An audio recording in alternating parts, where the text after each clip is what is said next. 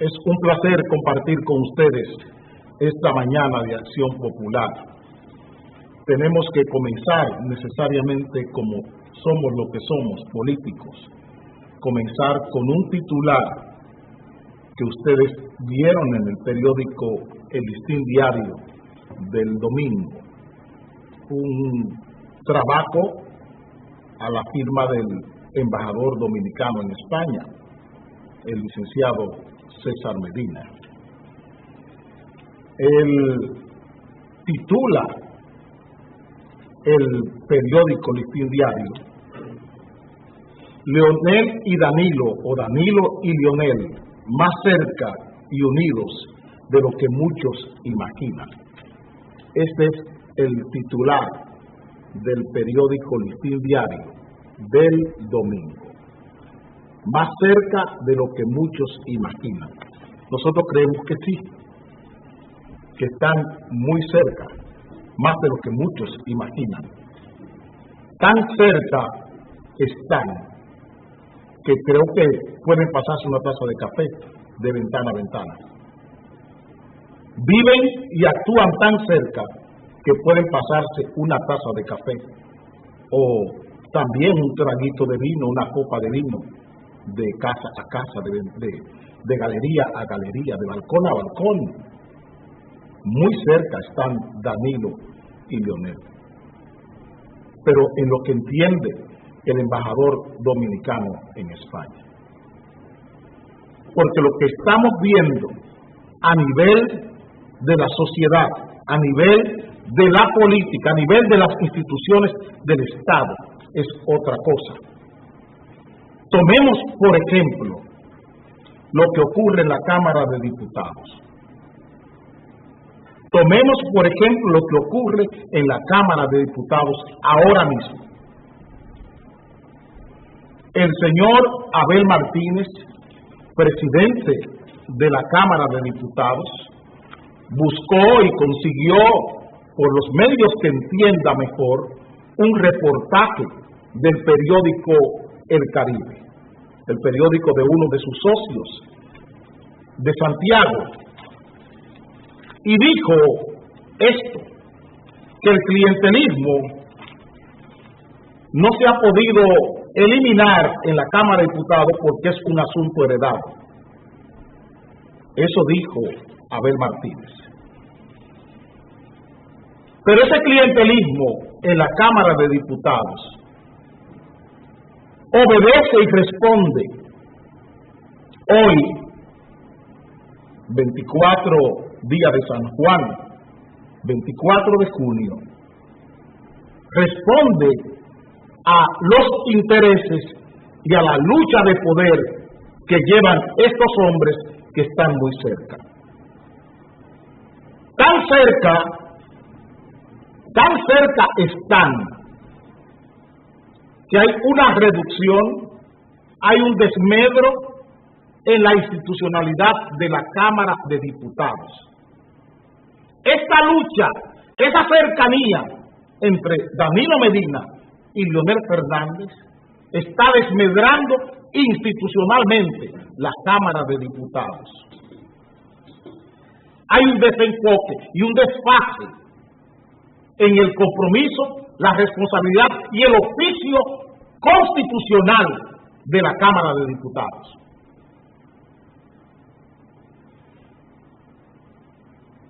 La semana pasada, 180 diputados enviaron una carta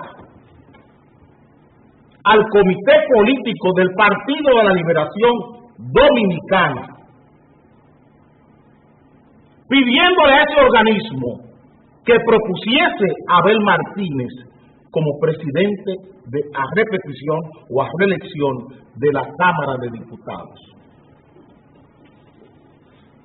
¿Dónde está en el organigrama, en lo constitucional, en lo democrático, en qué lugar se ubica a un partido político como decisor, con poder de decisión sobre los órganos de los poderes públicos? ¿En qué lugar de la Constitución Dominicana? ¿En qué sitio? ¿En qué acápite? ¿En qué artículo se establece que los partidos políticos son los quienes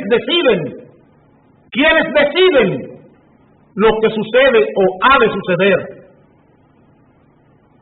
en la Cámara de Diputados? ¿Dónde está la democracia dominicana? Tan cerca están que para Abel Martínez conseguir ese apoyo casi unánime en la Cámara de Diputados, para que Abel Martínez consiguiese ese apoyo unánime en la Cámara de Diputados, se dice, y me apoyo en una declaración de la diputada Minú Tavares, que cada diputado recibió 50,000 pesos de regalo para firmar esa carta. ¿Por qué el presidente de la Cámara de Diputados tiene que buscarse, agenciarse el apoyo de 180 diputados, el apoyo asistido, con buen suspenso, 50,000 pesos, para que le apoyen para ser presidente de la Cámara de Diputados? Y él dijo en esa entrevista que tenía el apoyo de 180 diputados. 180 diputados asistidos de todos los partidos. El partido del PRD, el PLD, el partido de Max Wick, que son los que constituyen el pleno de la Cámara de Diputados.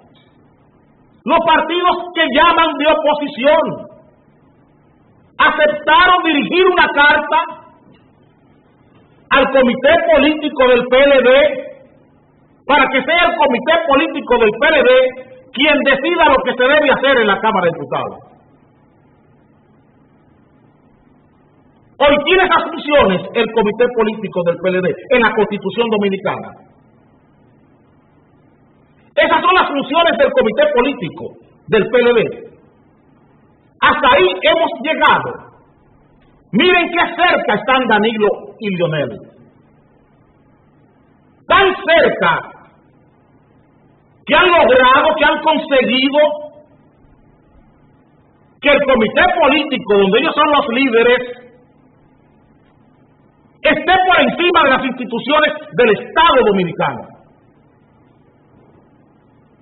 Y que un presidente de la Cámara de Diputados pueda regalarle 50,000 pesos a cada diputado para que le apoyen para ser presidente de la Cámara de Diputados y conseguir que 180, 170, 160 diputados escriban una carta a la instancia superior del país, que es el comité político del PLD, la quinta esencia de la democracia y del Estado Dominicano, para que decida sobre un órgano que se supone autónomo, sobre un órgano que se considera constitucional y democráticamente autónomo. Qué cerca tenemos a Danilo Medina y a Leonel, pero cerca están ellos para llevarnos al abismo constitucional, al abismo democrático. Tenemos una democracia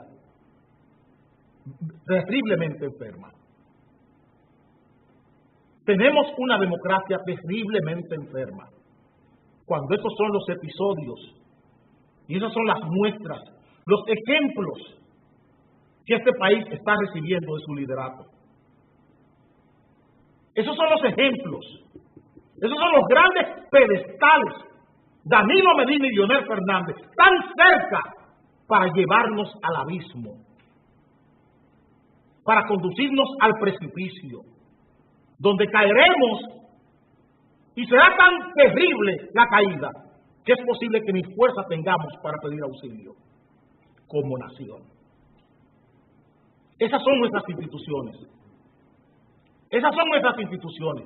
Es posible que ni las fuerzas tendremos cuando caigamos en el precipicio, en el vacío político y en el vacío democrático por donde vamos, que ni fuerza tengamos, es posible, para pedir auxilio. Ni fuerza tendremos para pedir auxilio por la forma en que estamos manejando y dirigiendo esta democracia. Los partidos políticos dominicanos dan pena, merecen pena porque lástima no la merecen. La lástima no califican para que esta nación, este país, los ciudadanos, le otorguemos la lástima.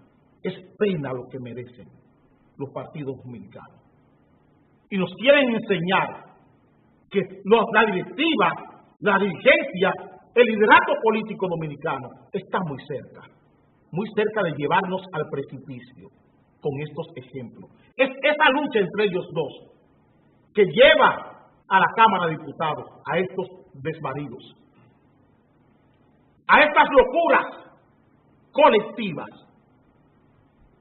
Y no olviden que así mismo se suicidó Roma y así mismo se suicidó Grecia. Todos se pusieron de acuerdo para joder a Roma y para joder a Grecia. Todos se pusieron de acuerdo para joderse, igual que Alemania. Todo el mundo en Alemania se puso de acuerdo para joderse con Hitler. Es con mayorías.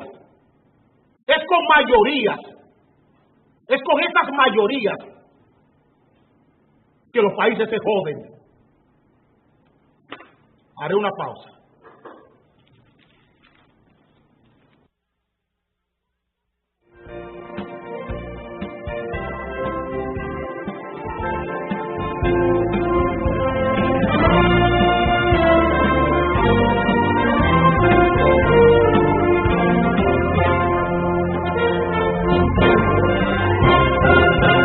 Los genios de la CAS y del Instituto Dominicano Instituto de Recursos Hidráulicos, el INDRI. Esos genios, el señor Olgo y el arquitecto Montaz, viéndose desbordados por la situación de escasez de agua en todo el país, le propusieron la semana pasada a la nación, decidieron cerrar, disminuir los cauces de las presas Higüey y Aguacate y la presa de Valdesia para merecer o decidir abastecer la capital y todo lo que tiene que ver con esta zona de agua. Con esa decisión perjudicaron productores agrícolas de San Cristóbal, Baní. Y entonces cuando vino la protesta de la producción agrícola, porque estaban poniendo en riesgo la alimentación de la gente, ahora deciden que no, que se equivocaron.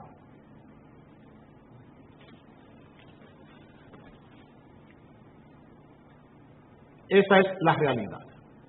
Restringen uso del agua para agro en Baní y Nizao. Eso fue la decisión. Le llegó agua, llovió copiosamente y se corrigió el asunto. Ahora porque llovió está resuelto para ellos el problema y dieron marcha atrás a su decisión con la protesta de los productores agrícolas de la zona. La pregunta política nuestra, ¿dónde está el plan del INDRI? ¿Dónde está el plan de la CAS? ¿Qué pasa con la presa de Valdesia? ¿Qué pasa con las presas Higüey y Aguacate? Porque no es que esas presas tienen un bajo caudal. La realidad es otra. Es que no hay mantenimiento en esas presas. Y a pesar de todo, existe una avería desde el año 2007 con ocasión de la tormenta Noel y Olga. De esas dos tormentas. Averiaron Higüey y Aguacate y averiaron la presa de Valdesia. En ese entonces eran 156, 160 millones de dólares la reparación y mantenimiento de esas presas. Eso no se ha hecho hasta hoy. Si hemos podido trasladar al subsidio eléctrico préstamos para el subsidio eléctrico, préstamos superiores o bonos superiores a los 1.500 millones de dólares, préstamos, fondos fiscales más de 5.000 millones de dólares de fondos fiscales para el subsidio eléctrico. Estamos hablando de 7.000, 8.000 millones de dólares en el mismo lapso en que la presa Higüey y Aguacate y la presa de Valdesia están en avería. Ambas, las tres presas, los tres complejos, aportan cerca de 150, 160 megavatios al sistema eléctrico. Y estamos buscando energía eléctrica prestada. Hemos sabido darle a Cogentrix en ese mismo lapso, sin que genere energía eléctrica, hemos sabido pagarle a Cogentrix más de 1.200, 1.300 millones de dólares. A Cogentrix. Y no hemos encontrado 156, 160 millones de dólares para resolver el problema que tienen los embalses y las compuertas de la presa Higüey y Aguacate y la presa de Valdesia. Es por eso que no hay agua en la capital. No por la lluvia, no por sequía, sino por lenidad, por desidia, por el afán de cobrar comisiones. Es que en 178, 160 millones de dólares, apenas la comisión serán unos 15 o 12 millones de dólares. Pero cuando estamos pagándole a Cogentrix 1.000 y tantos millones de dólares sin dar energía eléctrica, la comisión ahí es otra y es limpia.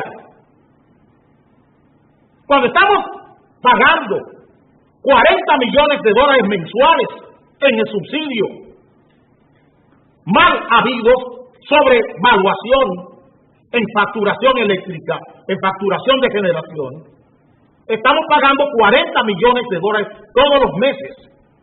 ¿Cuántos son esos? Son 500 millones de dólares al año que tiene de más el subsidio.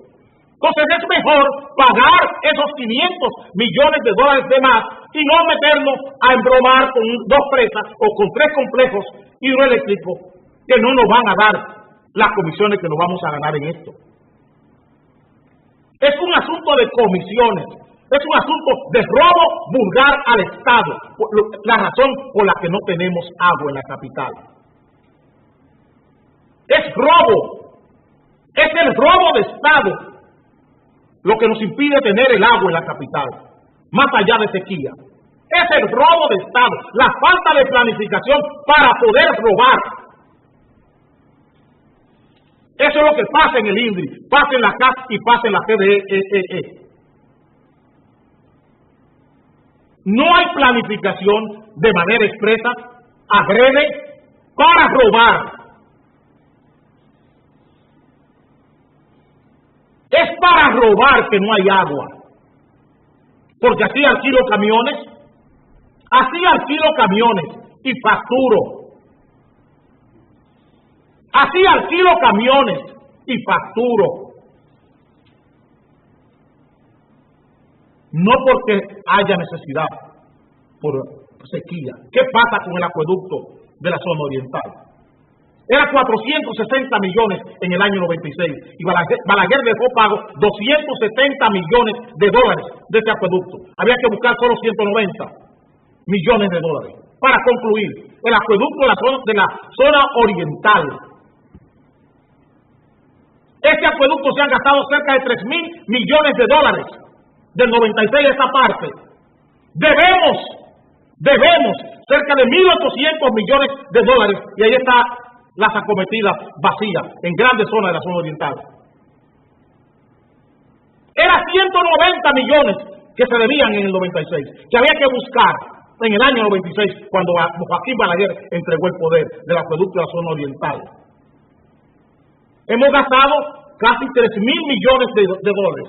El acueducto no está y debemos cerca de 1.800 millones de dólares de ese acueducto todavía. Hay deudas en dólares internacionales que van por cerca de 1.800 millones de dólares. Y lo mismo pasa con el acueducto del suroeste. Y la zona oriental está sin agua. Es el robo de Estado lo que tiene al país sin agua. Es el robo de Estado. Israel no tiene un río y no hay escasez de agua. Costa Rica no tiene escasez de agua. Honduras no tiene escasez de agua, ni El Salvador, ni Guatemala. Es el robo de Estado, el robo político es lo que nos impide tener agua.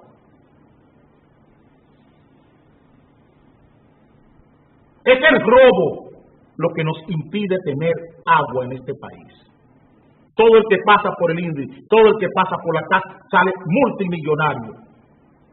Y aunque hayan expedientes, no hay quien le ponga la mano. Aunque hayan expedientes, no hay quien le ponga la mano a estos ladrones nacionales. Esa es la realidad. Esa es la realidad. Aquí el problema agua no le importa al sistema político, porque el agua es lo que permite que mucha gente, al igual que la energía eléctrica, que mucha gente se haga multimillonario y sea dueño de clínicas, dueño de equipos de pelota. Todo ha salido de ahí, de grandes centros médicos del país, a partir del agua, y que hoy son grandes empresarios de gas natural y de muchas cosas más. Haremos una pausa para cambiar de mula.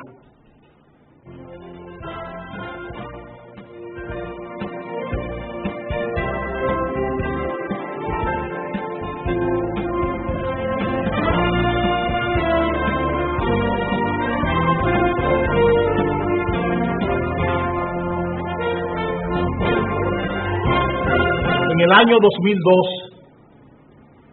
el presidente Hipólito Mejía creó mediante una ley, con el concurso del ministro de las Fuerzas Armadas, Soto Jiménez, creó una ley que concedía a una empresa el monopolio en los muelles dominicanos de los rayos X para supervisar, para vigilar la seguridad de los muelles. Esa empresa que consiguió esa bicoca, que consiguió ese monopolio legal, vendió su derecho, su concesión a una empresa norteamericana del médico dominicano Salomón Mergen. Esa empresa tiene demandado al Estado dominicano. Ese contrato que hizo Hipólito Mejía en el año 2002 es la empresa que recibió ese favor político, le vendió al doctor Salomón Mergen los derechos de ese contrato. Se lo vendió por 8, 10, 12 millones de dólares. Hoy el doctor Salomón Mergen, con el doctor Vinicito Castillo Semán, que es el abogado de esa empresa, no sé si habrá renunciado después que se hizo milagrosamente diputado. Esa empresa tiene demandado al país por cerca de 1,000 y pico de millones de dólares. Esa empresa ha traído aquí a senadores como el senador Bob Meléndez, a la Romana, para enseñarle los colmillos al Estado Dominicano, igual que hicieron con el señor Biden, vicepresidente de los Estados Unidos. Porque ellos quieren que ese contrato entre en vigencia, para ellos tener el monopolio de la supervisión y la seguridad de todos los muelles del país. Ese contrato lesivo, criminal, porque es un contrato que viola la Constitución de la República, porque establece un monopolio en una empresa. Aquí hay otros monopolios, como el que tiene Claro con las comunicaciones. Otro monopolio, cosa que la democracia dominicana es incapaz de superar. Que se creen monopolios a partir de la ley, igual que lo que tiene AES con el gas natural. Y ahí vemos a Bichara haciendo nuevos contratos con esa empresa monopólica. Pero el caso de los rayos X es lo más vulgar que hemos vivido. Ese santo laico de la política que se llama Miguel Coco Guerrero, porque ese era un santo laico, mi amigo Miguel Coco Guerrero. Sí. La fortaleza, el vigor, el carácter de Miguel Coco impidió hasta su muerte, y gracias al Altísimo que vino Rafael Camilo a sustituirle en aduana. Gracias a esos dos hombres, y me perdonan que los personifique, porque eso es lo que debe hacer un político, pero tengo que hacerlo por honestidad y por compromiso. Tengo que reconocer la valentía, el coraje de estos dos hombres, tanto de Miguel Coco Guerrero como de Rafael Camilo, en aduana. Ellos se empantalonaron como mutual política para impedir que esto se haga. Esto ha sido recurrido a los tribunales. Pero hay una presión internacional. Existe una presión internacional de los abogados de esta empresa.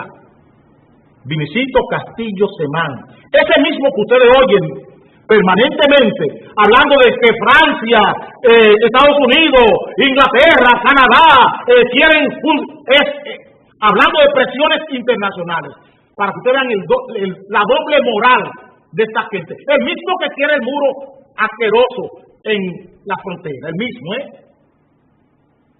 Él se une con sectores internacionales,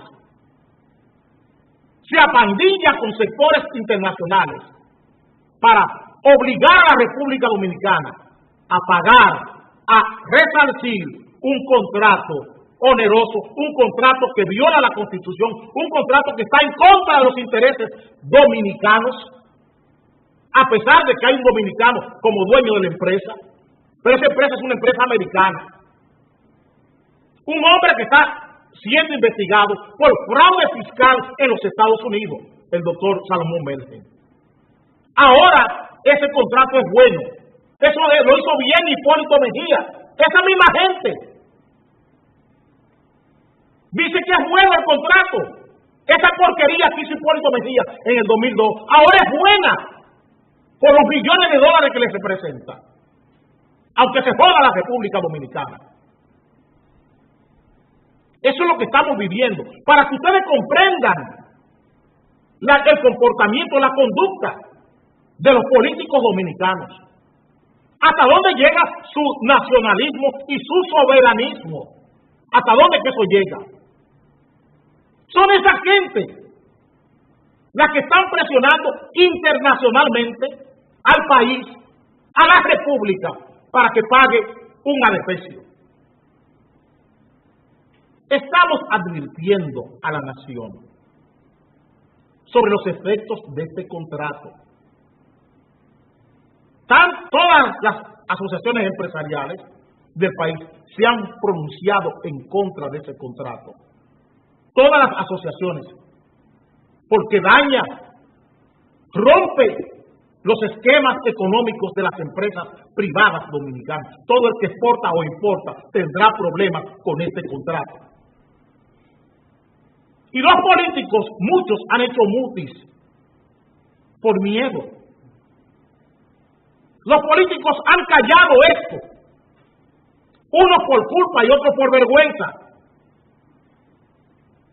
unos por culpabilidad y otros por vergüenza. Han callado esto, pero eso está ahí. Eso está ahí. Un hombre investigado en Estados Unidos compra un contrato, un hombre investigado por fraude con una empresa fraudulenta, compra un contrato en República Dominicana y son los políticos los que le sirven de ariete para presionar al propio país para que pague un dinero inmerecido. Y aquí todo el mundo está en silencio. Todo el mundo está en silencio con esto. Todo el mundo está en silencio. Aquí no hay un periódico que haya escrito un editorial contra esto. No hay un periodista que hable de este abuso, de este ultraje a la nación, dirigida por esa familia Castillo.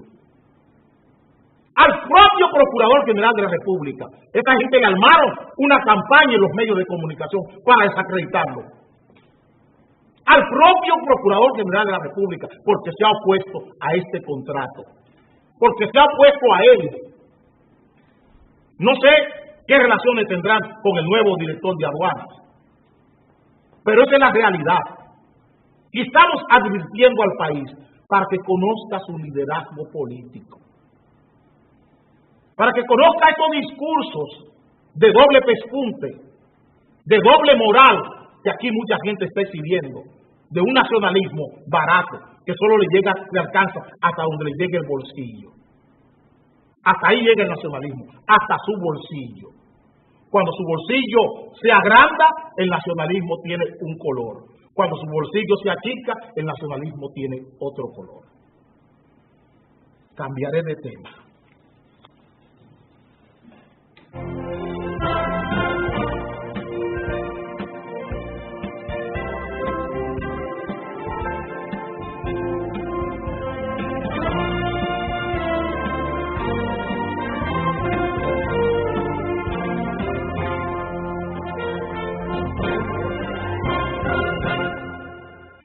Te lo dije, con Levapen estás como un toro. Levapen te pone bien.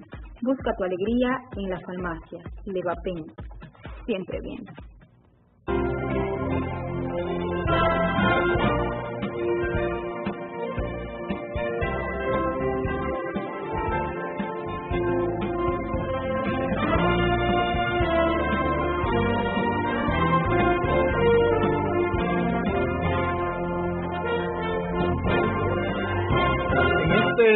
Comentario,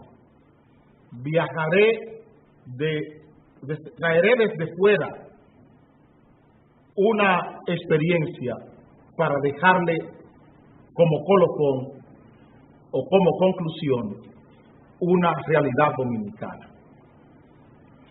El presidente Barack Obama ganó las elecciones en su país para su primer mandato sobre la base de unas ofertas políticas, terminar la guerra de Afganistán, sacar las Fuerzas Armadas de Irak, buscar una nueva forma de enfrentar el tema migratorio en los Estados Unidos, pacificar al mundo.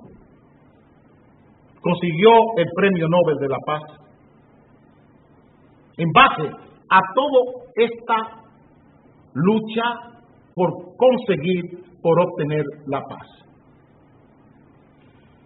Todas estas estrategias, todos estos medios para conseguir esta meta, este fin, fueron medios indecentes. ¿Por qué eran medios indecentes? Y con esos medios indecentes consiguió la reelección. Con esta demagogia, con estos engaños, con estas fabulaciones, con estas manipulaciones de la verdad, de lo que era correcto. Anunció la salida de los presos de Guantánamo. El hombre de la paz. Pero ¿qué estaba debajo de todo esto que él estaba anunciando? Los intereses de los Estados Unidos de América. Los intereses de la clase gobernante norteamericana. Habló de una seguridad social para pobres. Habló de una ley de migración. Y a 6 y tantos años de su mandato no ha podido conseguir el apoyo ni para lo que era la ley de seguridad social, ni para pacificar a Irak, ni para pacificar a Afganistán. Todo se ha ido de bruces, porque la realidad está ahí. La realidad política no se puede esconder. Usted puede manipular esa realidad política por cierto tiempo, pero no lo puede hacer siempre. Ayer, el secretario de Estado norteamericano pedía la unidad del mundo para evitar que Irak cayera en manos de yihadistas. Esa es la realidad de los Estados Unidos hoy. ¿Qué tenemos en Ucrania? Putin, el gobierno ruso, se está burlando en forma descarada de la política internacional de los Estados Unidos. ¿Qué tenemos en Egipto? El mismo fracaso. ¿Qué tenemos en suelo norteamericano con la migración? El propio vicepresidente, ese que estaba aquí el jueves de Corpus, Biden califica de insostenible el flujo de niños centroamericanos a Estados Unidos. Efecto demostración. Efecto demostración.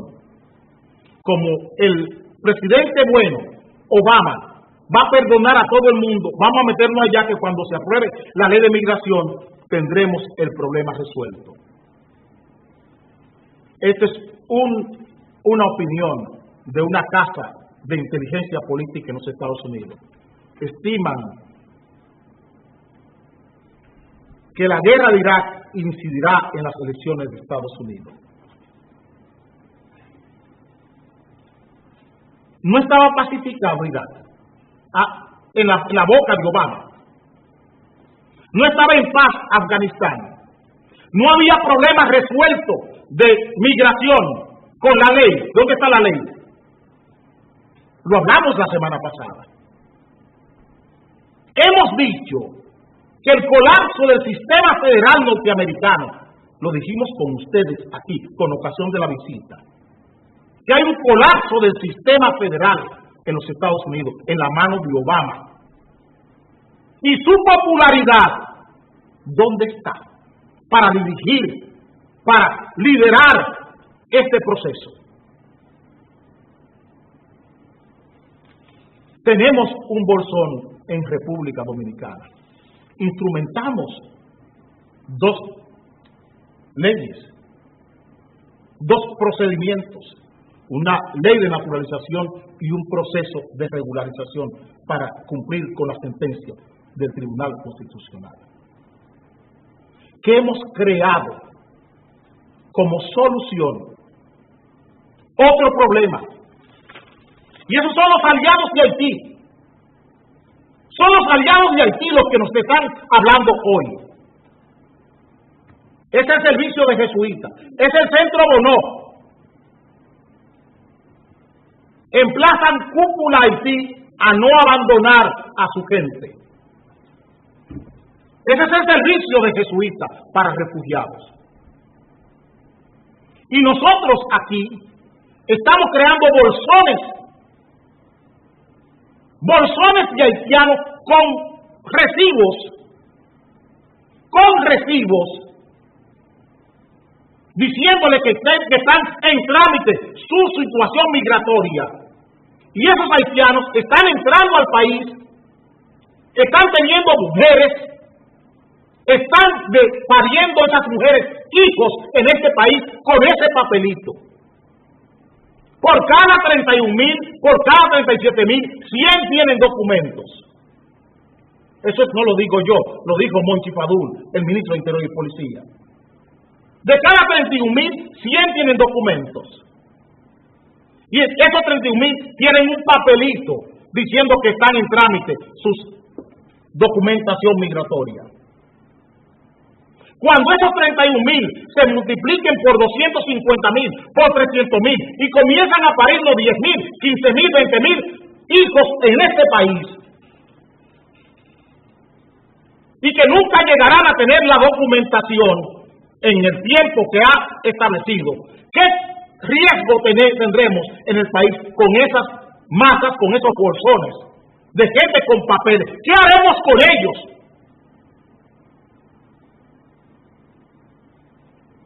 ¿Dónde estará el triunfo, el éxito del presidente, la fama del presidente, contrastada, la fama privada de Danilo Medina, contrastada con el riesgo público que tendremos con esta realidad? ¿Será triunfante Danilo Medina?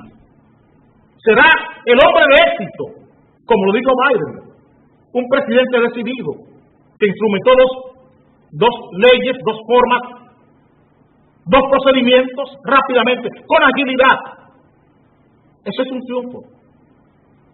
Pero la glorificación de ese triunfo que la estamos haciendo hoy es un riesgo público, un riesgo político para 10 millones de dominicanos. Repito, el triunfo personal, el triunfo privado del presidente de la República es un riesgo político y público para 10 millones de dominicanos, por cómo se está instrumentando, cómo se está aplicando este proceso. Y lo estamos diciendo con tiempo como políticos que somos, anticipándonos, como siempre. Aunque nos digan, y estamos acostumbrados a que nos digan que no tenemos razón. Porque no estamos aquí para llevar razones, estamos aquí para razonar. ¿Qué es lo que le pedimos al gobierno? Que razonen. No que dejen de estar dando razones. Que razonen. Que piensen, que hagan, que tengan juicio en lo que están haciendo. Porque ellos no están gobernando para 4 años. Ellos están gobernando una nación que ha de vivir por la eternidad. Más allá de los 4 años de su gobierno. Esta nación tiene que vivir más allá de los 4 años de Danilo Medina, o de los 8, si él decide reelegirse. Esta nación vivirá más allá de los años que le tendrá Danilo Medina en el poder. Y no nos debe gobernar como Obama en los Estados Unidos, para 4 años, para 8 años de su reelección, y dejar al país, dejar al sistema federal americano en la peor crisis, en el peor riesgo institucional que ha tenido los Estados Unidos en los últimos 70 años. Es muy posible. Kennedy, cuando fue ridiculizado por Nikita Khrushchev, fue que el Estado, el sistema de poder norteamericano, decidió eliminarlo. Ese mismo riesgo lo corre Obama hoy. Y lo hemos dicho muchas veces, y mucha gente me dice, estás exagerando. No exagero. Juego a la política. Juego a la política. Porque entiendo esto. Es que hablo de esto. Si no lo entendiera, volviera a ser profesor de matemáticas o de español. Usaré unos segundos para entrar en el último tema.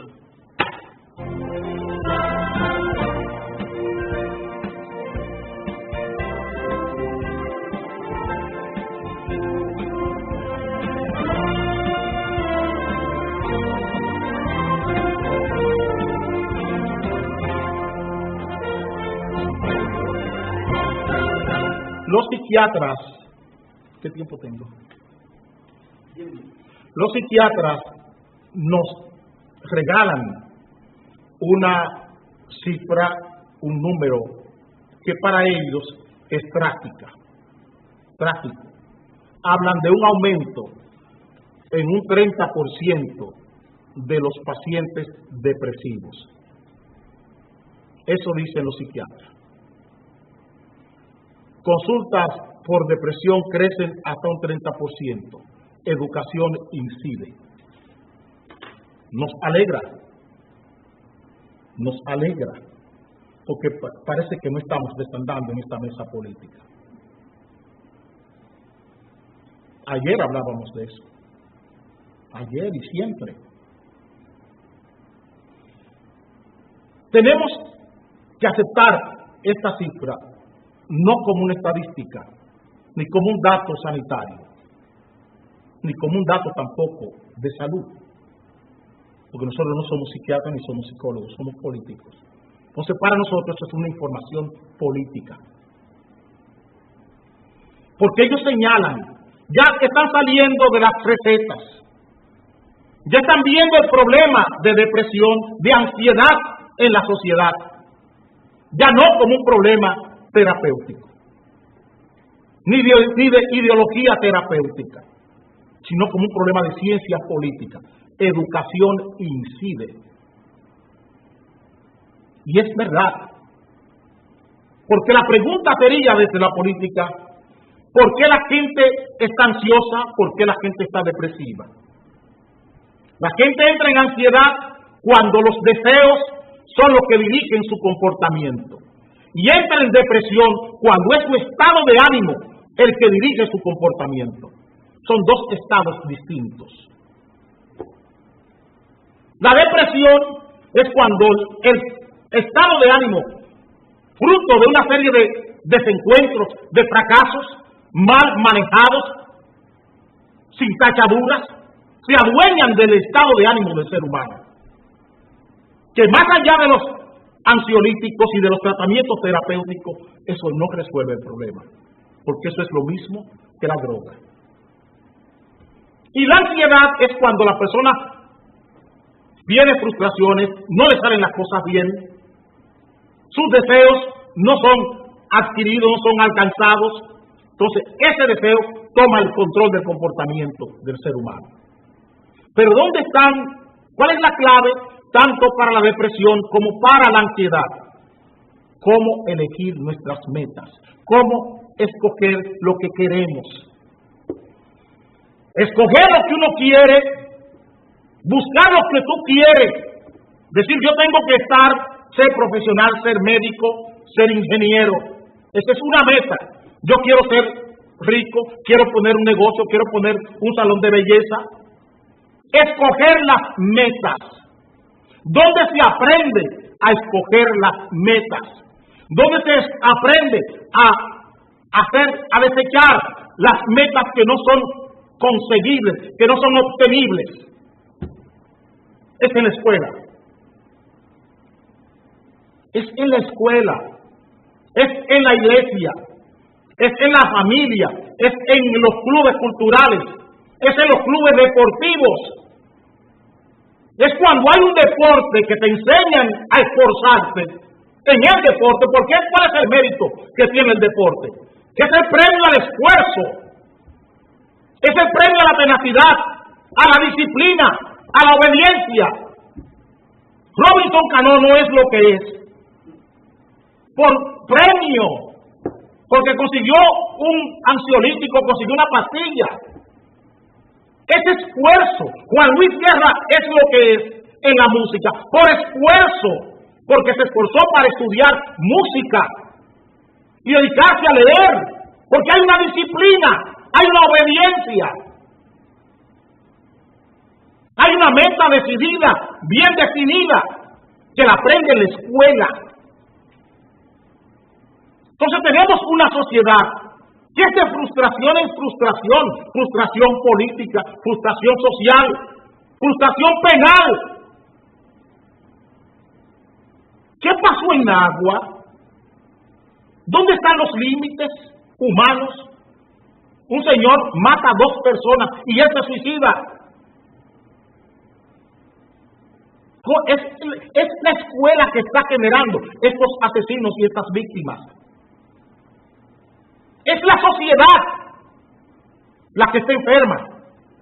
Y no es forma de que vamos a coger a todo el mundo a darle ansiolíticos. Es la cura social, la cura política que este país necesita. Le estoy poniendo ejemplos permanentes de cómo estamos administrando el Estado. Desde el primer tema, desde la Cámara de Diputados, le estoy insistiendo en lo mismo, para que entiendan lo grande que es la política cuando se entiende bien. Cómo la política daña a una sociedad, cómo la política daña el sistema económico, el sistema social y el sistema público. ¿Por qué no hay agua? ¿Por qué no hay luz? Todo esto es lo que está volviendo ansiosa y depresiva a nuestra sociedad. Y la explosión es lo que más cerca está. Porque cuando la persona no se puede expresar, se expresa con el comportamiento. Por eso es que el tartamudo, el gago, se expresa con el comportamiento. Es agresivo. Porque tiene dificultades para expresarse. Y cuando una persona fracasa y no tiene oportunidades de expresarse, se vuelve agresivo. Es la expresividad lo que nos ha dado o nos ha traído a esta playa. Es la falta de expresión que tiene la sociedad. La sociedad no se expresa ni económicamente, ni socialmente, ni en forma deportiva, ni en forma humana, ni en forma educativa. ¿Qué escuela tenemos? Una escuela de espalda a la sociedad. Ya no tenemos esa autoridad merecida del maestro. Tiene una autoridad recibida con un nombramiento. Pero ¿dónde está el reconocimiento social? Y la inducción social que tiene este maestro. ¿Dónde entra el sacerdote, el pastor? ¿Dónde está su liderazgo social? Ustedes ven aquí a sacerdotes hablando día por día y recomendando cosas. Monseñor Núñez Collado dirige una universidad. ¿Dónde está la labor social de esta universidad sobre la sociedad dominicana? Una universidad de espalda a la sociedad. Y es la mejor o la más grande, la más famosa universidad de la Iglesia Católica. Y vayan a las universidades de las iglesias evangélicas. Vaya a la UAS, la Universidad del Pueblo. ¿Dónde está ese movimiento cultural universitario? ¿Dónde está eso? ¿Dónde está esa vida social de los colegios, de las escuelas? ¿Dónde están los clubes culturales? Vayan a Mauricio Bay para que vean una corporación. Vayan al Club San Carlos, otra corporación. Vayan al Club San Lázaro, otra corporación. ¿Dónde está ese trabajo social? Para enseñar a la gente a bregar, a trabajar con sus conflictos. ¿Dónde está eso? ¿Dónde está esa escuela orientada a enseñar al ser humano a tachar? Me equivoqué aquí. Vamos a comenzar de nuevo el ejercicio nuevamente. Oye, puse un 0 aquí, no es un 0, un 3. Dame quitar ese 3 y poner el 0. Ese volver a empezar. Que la escuela está obligada a enseñarnos. ¿Dónde está eso? ¿Dónde está nuestra sociedad? Eso es lo que es la sociedad. Todo esto que yo he mencionado es la sociedad. No es un ente abstracto, está con nosotros en todo lo que emprendemos. ¿Y dónde están las metas compartidas de la nación? Estamos glorificando a personas permanentemente, pero ¿dónde están las metas compartidas de todos? Y hay una glorificación permanente de ese sistema político. Busquen los periódicos. ¡Ay, se fue la señora Camilo! Volvió a redir de Miguel Vargas. Y eso está en primera plana de los periódicos. ¡Esa basura! ¡Esa basura! ¡Ese desmedro! Esa rebaja social, esa rebaja humana es lo que estamos colocando en primera plana. Que Sobeida salió o no salió, esa otra rebaja humana es lo que está en la primera plana de los periódicos.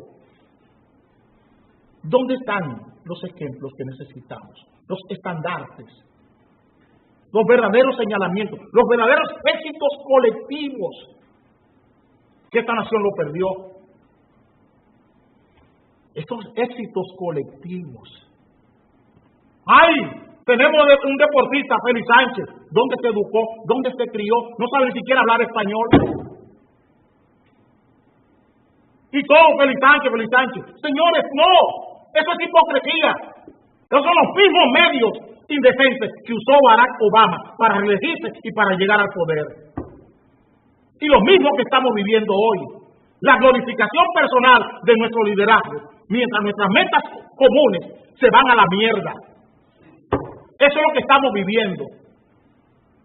Estamos destruyendo esta nación. Miren ayer los policías, el de antinarcótico y el de policía comunitaria, en el Mirador, una caminata en primera plana. Y eso resuelve el problema de la droga. El consumo de drogas se va a reducir con eso. No, lo que anda buscando es glorificación personal. Ese general y el coronel. Glorificación personal. ¡Ay, qué bueno! Son dos líderes. Glorificación política. ¿Dónde están las metas compartidas? ¿Dónde está el microtráfico y el narcotráfico verdaderamente en la sociedad? ¿Dónde está el consumo de drogas? ¿Qué estamos haciendo para eso? ¿Con quiénes estamos trabajando esto? Son estas frustraciones. Estas frustraciones son las que nos están llevando a este nivel de depresión y de angustia. Es el sistema político que colapsó y ha hecho a este país una nación en pánico permanente. Y cuando no hay forma de expresarse, la gente se expresa con el comportamiento. ¿Dónde está la música? ¿Qué música es la que tenemos? Música para narcotráfico, música para consumo de droga, para consumo de alcohol. Esa es la música que tenemos. Es la música para el consumo de alcohol, para maltratar a la mujer y para que la mujer se burle del hombre. Esa es la inducción que tenemos. Lo afectivo que tiene la música es eso. Eso es lo afectivo. Y lo inductivo es otra cosa. Consume droga, propaga la droga. Ese es el lenguaje inductivo y afectivo que tiene la música.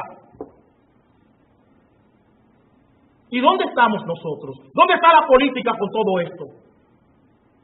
Haciendo que en el Mirador, la policía y el pobre procurador queriendo hacer de tripa corazón, cuando en la realidad no se busca eso. Johnny Ventura decía en un asunto que el narcotráfico se llevó el merengue. No es mentira. No es mentira. El narcotráfico hundió el merengue y hará lo mismo con la bachata. Porque eso no es la música que se quiere, es dembow, el reggae, eso es lo que se necesita. Y hasta los anuncios de los políticos lo están haciendo en esta vaina. ¿Por qué? Porque los políticos son banqueros. Vayan a ver el que es senador, un tal Antonio Cruz, que le preguntan, ¿usted vio al síndico? En Santiago le preguntan, ¿usted vio al síndico de Monción? Yo lo vi Antonio Cruz, el senador que tiene el Estado Dominicano por Santiago Rodríguez. Yo lo vi. Ustedes no quieren que se frustre la gente, no quieren que la gente viva ansiosa, que viva depresiva, cuando tiene cosas como esa, como senador de Santiago Rodríguez. Un pueblo pequeño, pobre, pero con gente digna. Y tienen esa vaina, un banquero, un vendedor de lotería como senador. Nos veremos esta tarde a las 5.